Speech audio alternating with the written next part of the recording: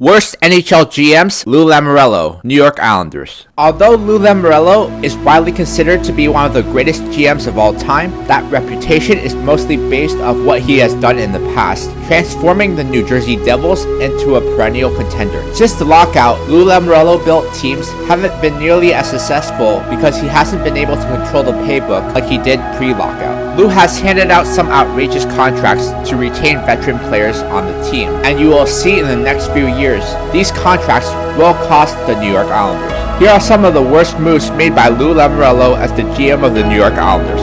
Here are his worst trades: acquiring Andy Green from the New Jersey Devils for David Quinville and a second-round pick in 2021.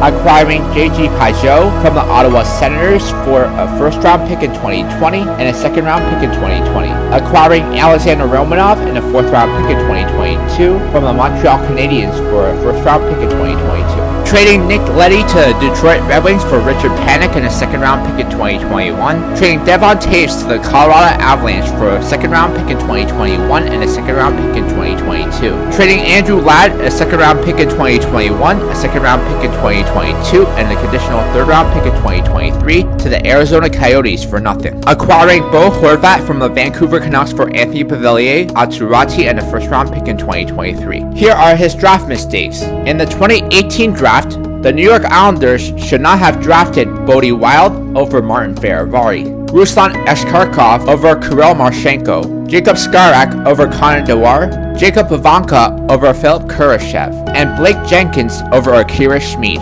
In the 2019 draft, the New York Islanders should not have drafted Simon Holmstrom over Philip Tomasino, Samuel Bolduc over Albert Johansson, Reese Newkirk over Elmer Soderblom, and Felix Bibeau over Raphael Harvey-Pinard. His worst signings were re-signing Matt Barzal to an 8-year deal at 9.15 AAV, Bo Horvat to an 8-year deal at 8.5 AAV, and J.G. Pageau to a 6-year deal at $5 million AAV. Scott Mayfield and Pierre Engvall signed 7-year deals, Mayfield at $3.5 mil per year, and Engvall at $3 mil per year. Failing to reach an extension with RFA Devon Toews, the New York Islanders traded him for just 2 second-round picks.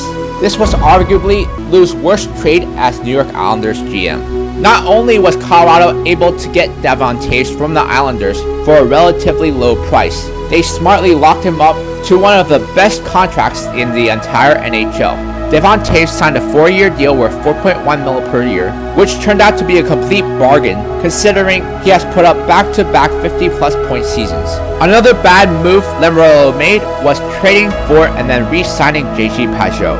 The Islanders gave up a first and second-round pick for Pageau, a player who was having a career year on a bad Ottawa Senators team. Lou then promptly re-signed Pageau to a 6-year extension worth $5 million per year. He simply isn't that caliber of player. The Bo Horvat trade is going to end up to be a bad one for the Islanders, who gave up Aturati, Anthony Beauvillier, and a 2023 first-round pick, who Vancouver flipped to get Philip Pronow in order to acquire Bo Horvat from Vancouver. Because the Islanders gave up so much to acquire Horvat, they had to lock him up to justify it, and he was eventually signed to an 8-year extension worth $8.5 million AAV. Once again, this is an example of Lou overpaying for a veteran player because he overpaid to acquire them via trade. The good news is that Matt Barzal was recently locked up for 8 more years in Long Island. The bad news is that he will likely be appearing at the top of most overpaid players lists. Matt Barzal's cap hit for the next 8 years will be 9.15 AAV, which is more than players such as Mika Zibanejad, Rope Hintz, JT Miller, Tage Thompson, Sidney Crosby, and Dylan Larkin.